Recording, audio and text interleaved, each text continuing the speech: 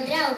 ನಾನು ಇವತ್ತು ಕೆ.ಎಸ್. ನರಸಿಂಹಸ್ವಾಮಿಯವರು ಬರೆದ ಮೈಸೂರು ಮಲ್ಲಿಗೆ ಪುಸ್ತಕದಿಂದ ಆರಿಸಿದ ಶಾನುಭೋಗರ ಮಗಳು ಎಂಬ ಹಾಡನ್ನು ಹಾಡುತ್ತೇನೆ.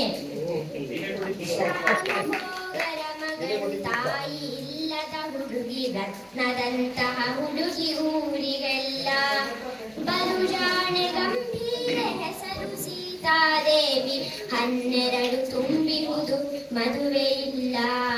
ಶಾನುಭೋಗರ ಮಗಳು ತಾಯಿ ಇಲ್ಲದ ಹುಡುಗಿ, ರತ್ನದಂತಹ ಹುಡುಗಿ ಊರಿಗೆಲ್ಲ, ಬಲುಜಾಣೆ ಗಂಭೀರ ಹೆಸರು ಸೀತಾದೇವಿ, 12 ತುಂಬಿಹುದು ಮದುವೆ ಇಲ್ಲ. ತಾಯಿ ಇಲ್ಲದ ಹೆಣ್ಣು ಮೆಚ್ಚ ಬೀರುವ ಕಣ್ಣು, ಒಮ್ಮೊಮ್ಮೆ ಕಣ್ಣೀರ ಸರಸಿಯಹುದು. ತಾಯಿ ಎಂದರೆ ಬಂದು ತಂಪ ನೆರೆಯುವುದೆಂದು, ಇಂಥ ಬಾಳಿಗೆ ಒಲವೆ ನಿನ್ನ ಕನಸು. ಹತ್ತಿರದ ಕೆರೆಯಿಂದ ತೊಳೆದ ಬಿಂದಿಗೆಯೊಳಗೆ ನೀರ ತರುವಾಗ ಬಡ ನೋಡಬೇಕು. ಕರುವನಾಡಿಸುವಾಗ ಮಲ್ಲಿಗೆಯ ಬನದೊಳಗೆ ಅವಳ ಗಂಡನ ಹೆಸರ ಕೇಳಬೇಕು.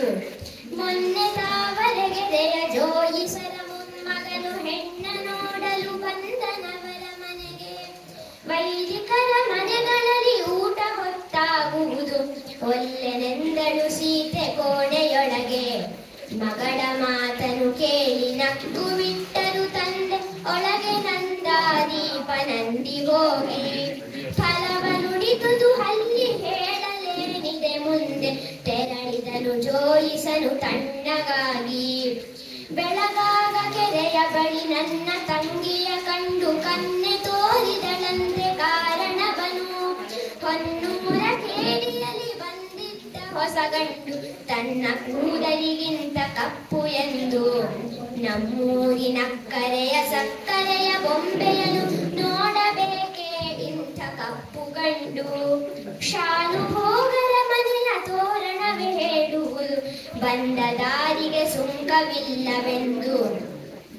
ಶಾನುಭೋಗರ ಮಗಳು ರತ್ನದಂತಹ ಹುಡುಗಿ, ಗಂಡು ಸಿಕ್ಕುವುದೊಂದು ಕಷ್ಟವಲ್ಲ. ಸರಿಯಾದ ಗಂಡೊದಗಿ ಹೆಣ್ಣು ಸುಖವಾಗಿರಲಿ, ತಡವಾದರೇನಂತೆ ನಷ್ಟವಿಲ್ಲ.